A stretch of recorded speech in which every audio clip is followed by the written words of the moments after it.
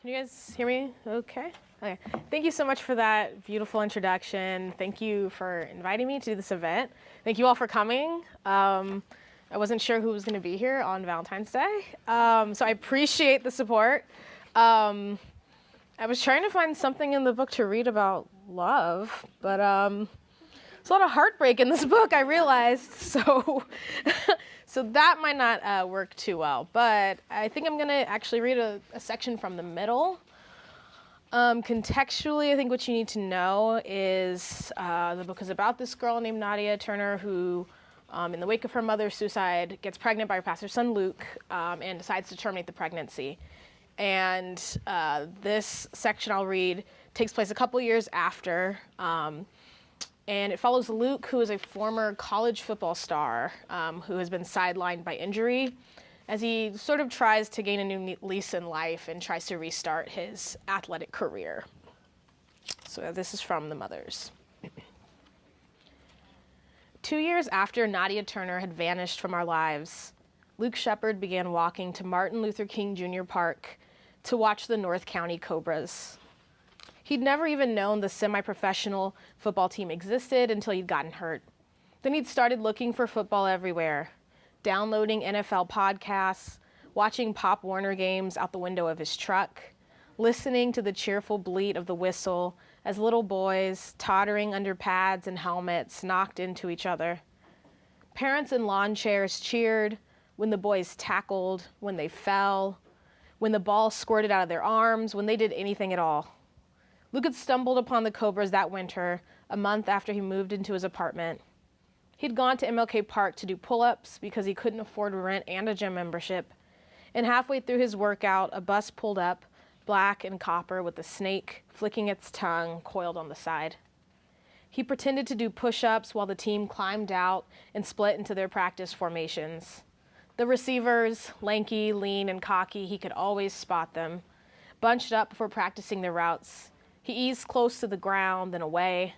The grass rose and fell, and he felt his hamstrings tighten, his fingertips missing the stubbly firmness of a football. That was 3 months ago. Now he searched online for any mention of the team. He'd learned the names of the starting offensive players, their day jobs, and their nicknames. And when he saw them around town, waiting for an oil change or pushing a cart through Walmart, he mumbled them to himself. Right tackle, Jim Fenson, plumber, fender bender. He went to the park early on Saturday mornings to watch the team practice. He missed falling into those neat lines. He wanted to get back into football shape, stop eating fried food between shifts, stop drinking beer and smoking weed, and start treating his body like a machine again, an unfeeling, unwanting thing. He lowered to the ground for another push-up when he noticed the coach heading toward him. "Thought you looked familiar," Coach Wagner said. He grinned, sticking out his hand. "I remember you. San Diego State, speedy wideout, but that leg." "It's better now," Luke said. "Yeah?" He ran a hitch route. His right leg felt gummy from the lack of exercise, his left burning as soon as he cut inside. When he trotted back over, Coach Wagner was frowning. "Getting there," he said. "Look, call me when it's all healed up all the way. We could use you." The Cobras did not pay their players. Any money the team made went toward equipment and transportation, but Luke didn't care. He slid the business card into his pocket. Beside the coach's phone number, there was a glossy emblem of a snake, and he ran his thumb across it his whole walk home. "Don't you think you should focus on your career?" his mother asked later. He hunched over the kitchen table, stirring his dirty rice. He hated going to Sunday dinner at his parents' house, but not enough to turn down free food and free laundry. When he walked in, his father cleared his throat and said, "Didn't see you at church this morning." And since Luke had stopped coming up with creative excuses, he just shrugged. He daydreamed during his father's endless grace, and while his parents discussed upper room, he ate, imagining how long the leftovers he would take with him might last. He normally survived Sunday dinner without saying much, but he'd brushed the business card in his pocket and felt an unusual excitement. For the first time, he'd felt like he had news worth sharing. But his mother just raised an eyebrow, and his father sighed, slipping his glasses off his face. "Get a job, Luke," his father said. "I have one," Luke said. I mean a real one, not that restaurant crap. And what about your leg, his mother said. What happens when you get hit again? It don't hurt that bad. His mother shook her head. Listen, I know you love football, but you gotta be realistic now. When are you gonna take responsibility, Luke? His father said. When? Maybe he was being irresponsible, but Luke didn't care. He just wanted to be good at something again. I'm skipping ahead a little bit. I think the only thing you need to know is that he Facebook stalks his ex and finds out that she has a new boyfriend and he's mad. Okay, as one does. When he joined the Cobras, Luke thought his anger might finally subside, but instead he felt it growing. Football was a safe place to be angry. Every time he laced up, he cupped his anger, keeping it safe. The first time he got hit in practice, he saw a white flash, his mind washed over with pain. Then he pushed himself off the ground and hobbled back to the huddle. That hit made him feel like himself again. He started shit-talking, taunting men double his size, who could cripple him with another blow. That's all you got, bitch? Come on, motherfucker, try me again.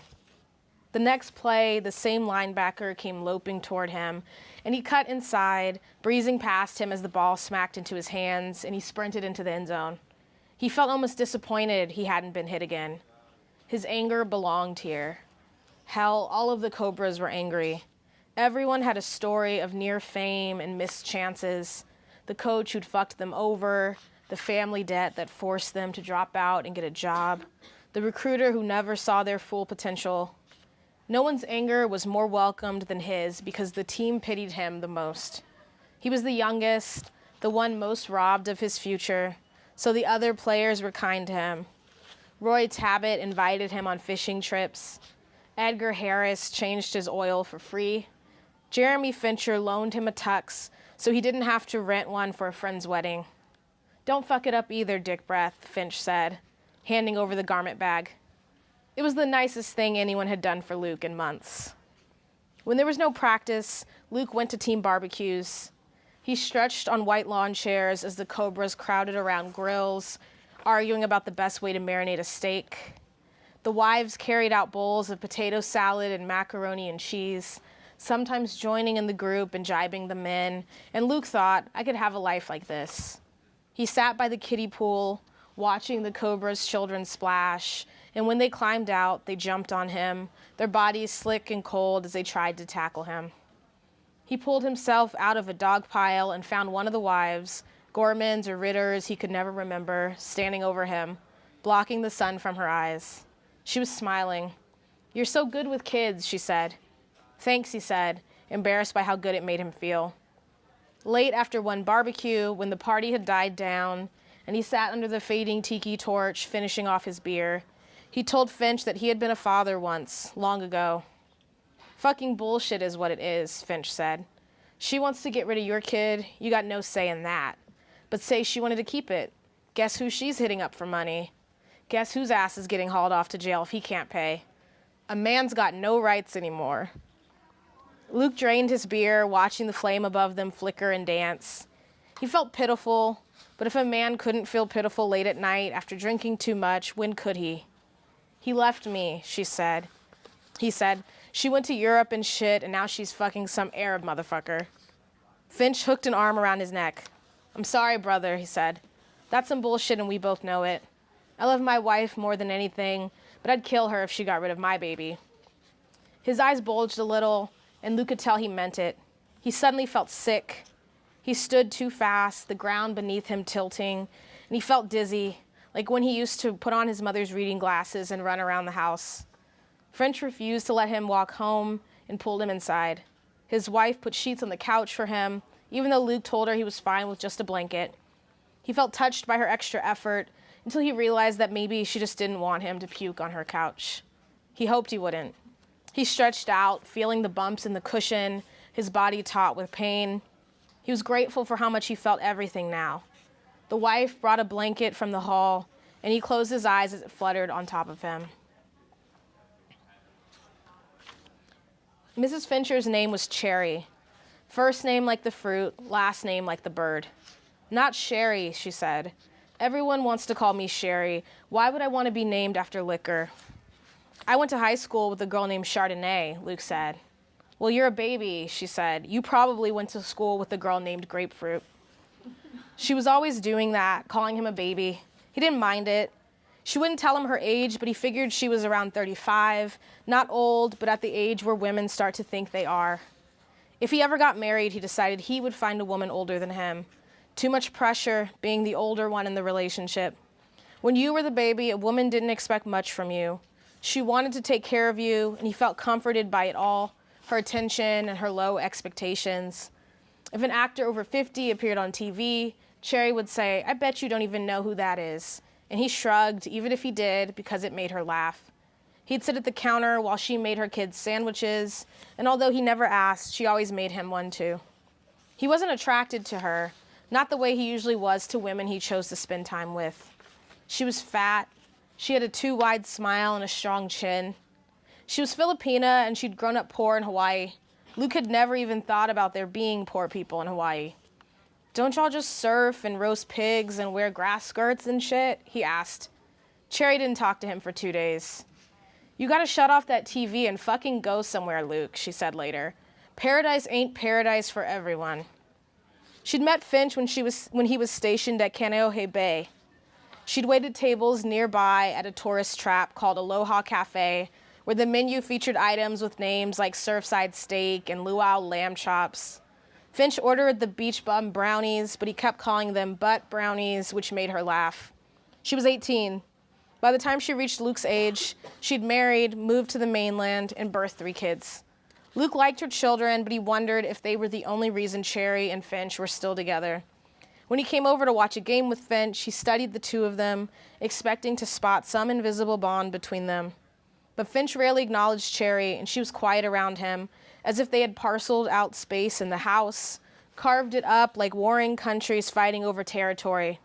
Cherry behind the kitchen counter, passing through the living room like a tourist. Finch awkward anywhere near a stove, instead sprawling across the couch. At Cobra's parties, Cherry sipped Pinot Grigio with the other wives, always seeming a bit bored.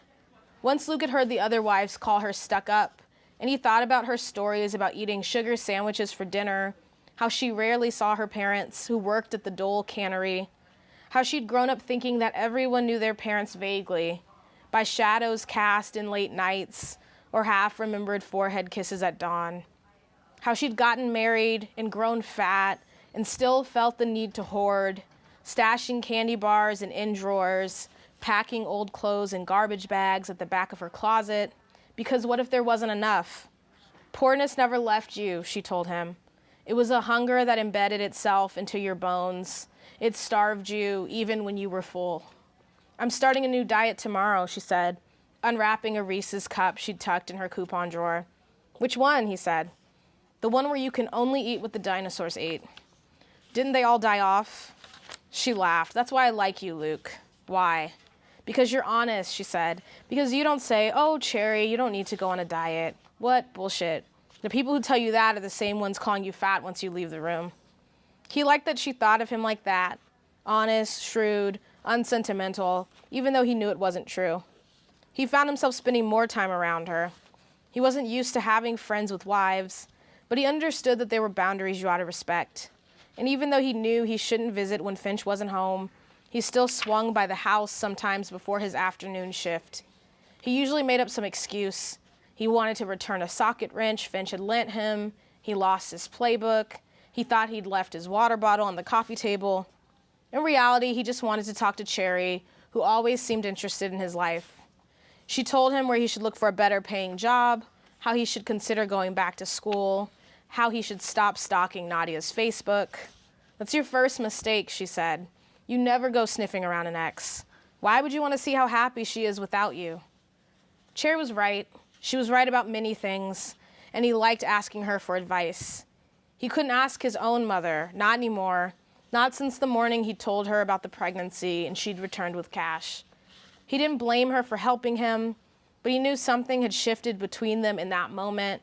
His mother had done something he'd thought her incapable of, and the boundaries of their relationship had suddenly moved, leaving him disoriented, like stepping into a room and feeling for where the walls had once been, but instead only touching air.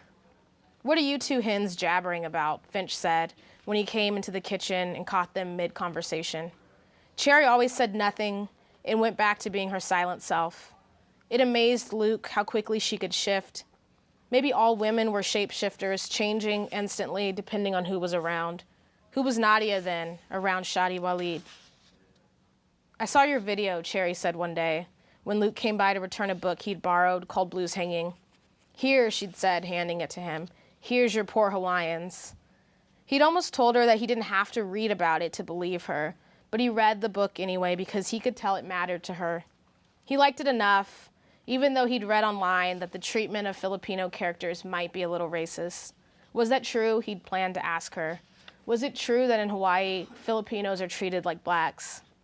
"What video?" he said, half listening, as he tried to find the spot on the shelf where the book had been. "What do you mean?" she said. "What other video is there?" "Oh," he said, "that one." "Finch had some of the guys over," she said. "They kept watching it again and again and again." He had a sudden clear image of the cobras hunched around Finch's computer, replaying the video of his injury and laughing. "Jesus Christ, look at Shepard. One more time. Okay, wait for it. Oh, shit, the bone and everything." He thought he was a cobra, but he wasn't. He was just a gruesome joke. "Can I see it?" Cherry said. "You already did," he said. He felt strangely betrayed by her, as if she, of all people, should have known better than to watch the video. "No," she said, "your leg." She'd spoken so casually it took him a moment to even realize what she'd asked. "Why?" he said. "Just want to," she said. "I can't even understand how you walk on that thing half normal, let alone play." She was curious, but not like he'd imagined the cobras searching for a laugh. She looked like a person climbing out of a wrecked car, eager to inspect the damage, to convince herself it wasn't worse than what she imagined. He sat on the easy boy near the bookshelf, quietly rolling the leg of his sweatpants up to his knee. His mother had cried when she'd seen him in the hospital bed, his shattered leg propped up in front of him. And not wanting to worry her, he had smiled and said, "It's fine, don't even hurt." His father had called later that afternoon from Atlanta. He was delivering a keynote address at a pastor's conference that night, but he'd sent a prayer cloth in his stead. When his mother had placed it on his busted leg, Luke hadn't felt the healing power of God. He'd felt nothing, and maybe that was the same thing. He shivered as Cherry's hand traced down his leg to the ugly brown scar stretching down to his ankle. She bent and kissed his scar, and he closed his eyes, believing, like a child, that her kiss might stop his hurting. How easily he had believed then. How simple it had seemed. A kiss from his mother in a body that always, somehow, healed. Thank you.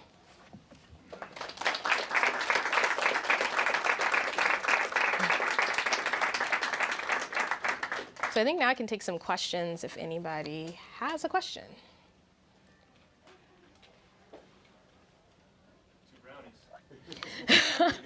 Yes. Thank you so much. It's embarrassing to say, but it's thank you for writing this. It's like the best book I've read in such a long time. Thank you. I appreciate that. I found it a little funny that you were searching for a part of the book that's about love to read to us, and then you read about Luke, because I don't know, reading it, I felt like you love your characters, but maybe not. I don't know if you can. Yes, that's fair. Yeah, we've had several conversations about Luke.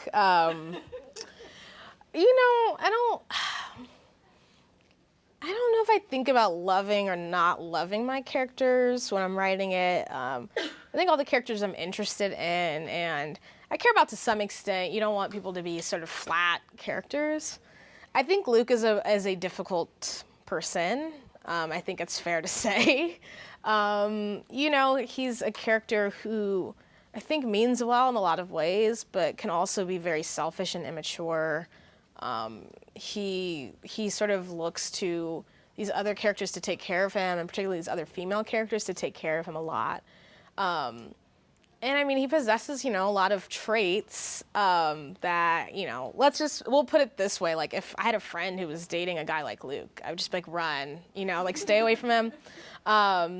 So yeah, I think, I wanted him to be a complicated character. I also wanted him to be a character who's vulnerable, and I think that in a lot of ways he is.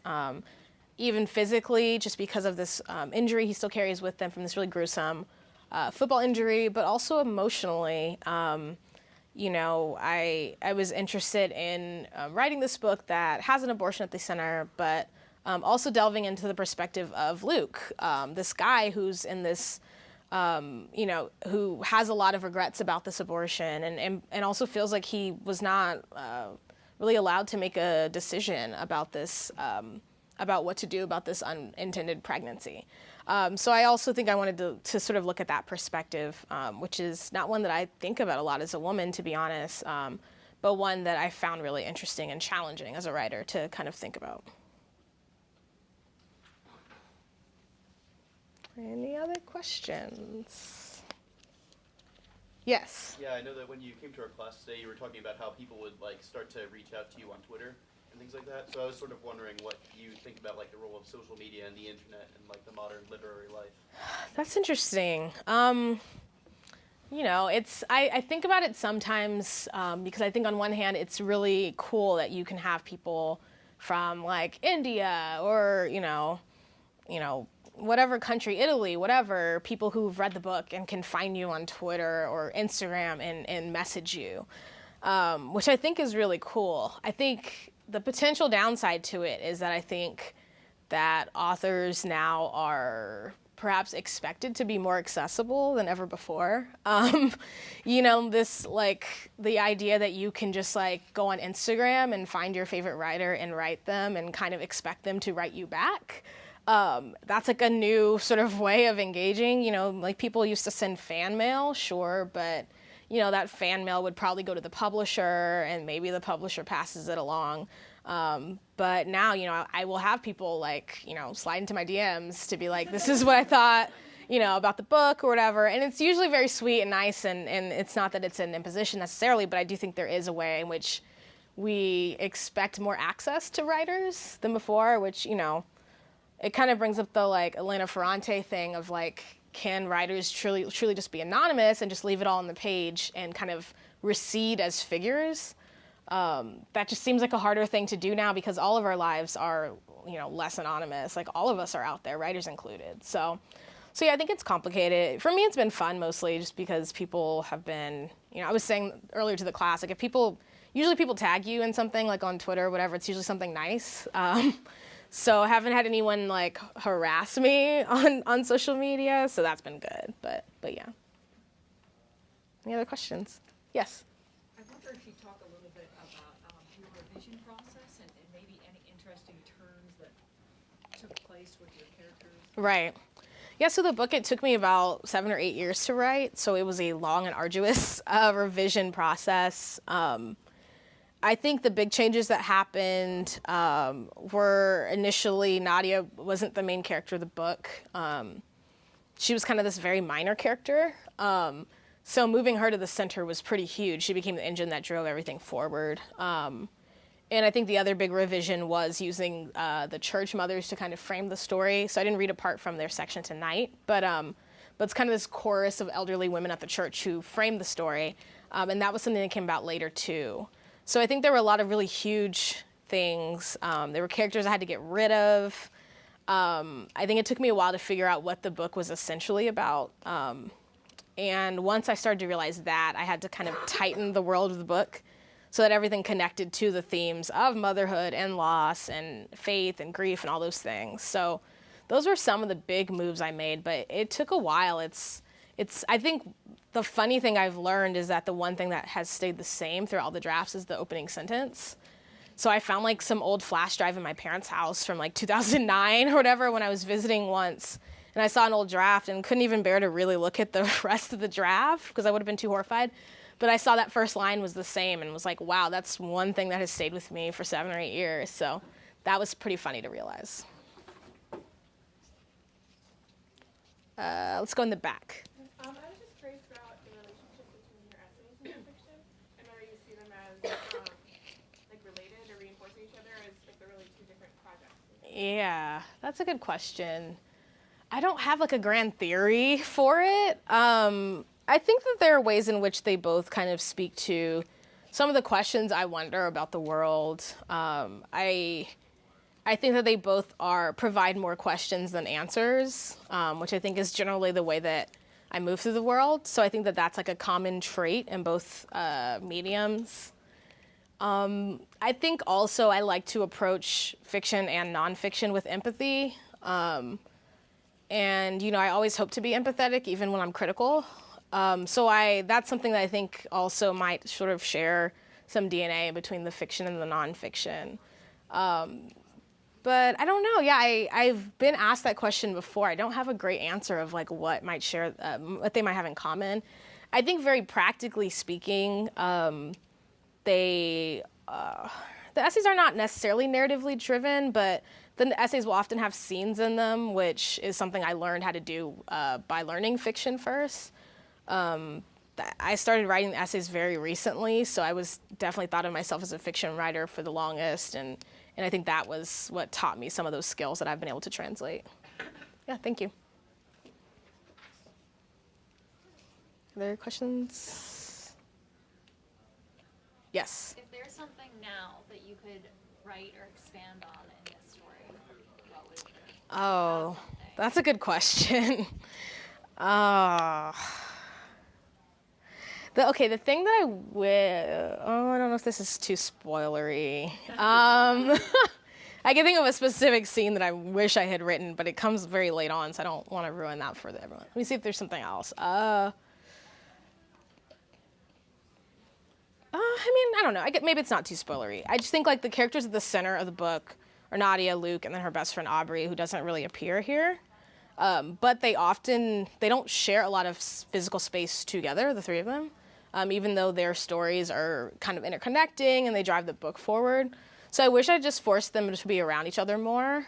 I like just various scenes in the beginning, middle, and end where they were all in the same physical space, because I think I allowed them to get away from each other a little too easily.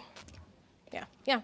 Could you talk about your next book that's coming out and kind of like maybe the relation between that book and this one, or like where you're hoping to go with the next one? Sure. Yeah, I just started it, so I don't have a lot of the book.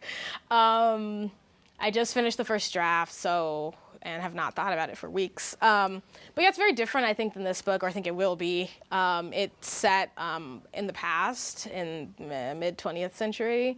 So it's set sort of before the events of this book. Takes place in a bunch of different locations, but it begins in Louisiana, which is where my mother is from. So it's a way of kind of writing towards my mom in that way, I think, and thinking about her life. So I think it's going to be a little bit more epic.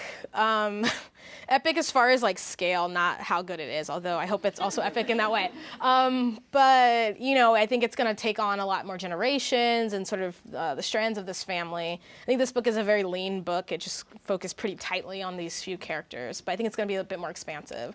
So yeah, I've had people ask me like, oh, are these characters going to pop up anywhere? And I'm like, probably not, although I do like the idea of there being like Easter eggs in like other books where like, like a book is set in the future and Luke is like 80 or something. And like, I love the idea of like it being like this one large interconnected universe, but no, I don't have any plans for that right now, but maybe. Yes. So we were talking about in our class how like these characters hold like inner secrets and burdens. Yes. Like what, and like they often, like they're so close to saying something and it's so like obvious, but they don't. Right. So like what led you to explore that? Yeah, thank you. Yeah, there are a lot of secrets in this book. And I think that secrets are interesting. I think one piece of really practical advice I remember receiving once is that like if you have a character with a secret, then 3 people should know that secret, not 2 and not 1. So like if one person has a secret, then you feel like that secret, if you just know something and nobody in the world knows it but you, then all you have to do is keep your mouth shut and that's it.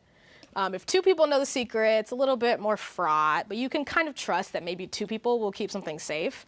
But when you have like 3 people with a secret, that becomes really unstable and now you don't know what's gonna happen. So I think that there are a lot of secrets in the book that you kind of have these groups of 3 that know something. And I was really interested in the idea of, I think particularly so Nadia and Aubrey, right, who are friends and best friends and both keep a really huge secret from one another. I'd written drafts where they both just kind of put everything on the table. But that just felt really unrealistic to me because I think that that's one of the sad things about just like being alive is that this is my very uplifting Valentine's Day message. But one of the sad things about being alive is that there are things about us that are so sacred and so close to us that we can't tell people, even people we love and care about and feel really close to. And in particular with these two girls, both of their secrets are kind of associated with stigma and shame. So these are things that they feel like they can't share with each other even though they're so close. And to me, that felt real and it felt true versus them just kind of spilling everything. And also, like on a plot function, it creates some tension and it creates some conflicts that may have been avoided if they had been honest, like completely honest. So, I think that characters are interesting when they have those secrets that are kind of below the surface, those things that they feel like they can't share with people. And I think it's interesting, and I also think it's kind of honest and real. Yes. So I was very struck by your saying that you completed a draft of your new book, but then you went on to say all these things that you're not sure about. So I mean, that's Yes. fascinating. What do you mean by a draft? And how does this is a Well- little bit redundant to Kathy's question about revision. Right. How do you develop the book? I mean, over those 7 years, obviously, Yeah. there are many changes. So sounds like you anticipate that. Yes. You're calling it a draft, but you're still talking about the uncertainty. Yes. Well, I mean, that's the big question. Like, it was weird for me because, again, I'd been working this book for so long. I hadn't written a first draft in however many years. So I was like, well, how do I know that I'm done with this draft? Like, how do you know a book is finished when you've never written that book before? How do you know what the end is, So I had those questions. My short answer for my short answer for it being a draft, I guess, is that I knew like the beginning, and then I kind of reached the end and had a lot of things I still needed to figure out and kind of just wrapped it up so I could take a little break from it. So I don't think it is at all, I think that I have some of the structure for what the book will be. Like I've got a general idea of what the arc is. I've got an idea of who the characters are, where they go, but I still have so many huge questions for sure. I have a professor who calls like the first draft the zero draft, which kind of depresses me because it feels like it doesn't exist. But since it's not really the first draft, this is like you just kind of telling yourself the story before you really start getting into making those big choices. But, with this book, I really was like, what year does this take place? Like, like basic things are still kind of in flux, and I still might change my mind. So I think that I've finished the stuff that I was working on. I did what I could. And then I was going to travel and do this traveling I'm doing now. And I'm terrible at writing when I'm like traveling. I just go into survival mode when I'm in the hotel. I'm just like Netflix. So I knew it wasn't going to work when I was traveling anyway. So I was like, this will be a good time to get a little space from it before I go back to it and try to figure out, But I think I figured out some of the basic things of generally who people are and generally what they would do. So, it kind of feels like you're just like moving the doll around the dollhouse a little bit. But yeah, I'm hoping it won't take 7 to 8 years, but knocking on wood. But I can tell there's still a lot of work ahead of me and a lot of big choices I have to make. Any other? Oh, yes. What's your favorite part of that writing process? Oh, that's a good question. I've never been asked that question before. I think there's a part of me that still likes that beginning draft when you're just like coming up with stuff off the top of your head. There was one thing I wrote towards like as of now the ending of that draft, which I'm sure will not remain, but there was a section I wrote there that I like impressed myself, which that never happens. Like, so much self-loathing while you're writing and just feeling like a failure. So there was that moment where I like came up with something that I thought was really beautiful and nice and that I didn't know I was going to do.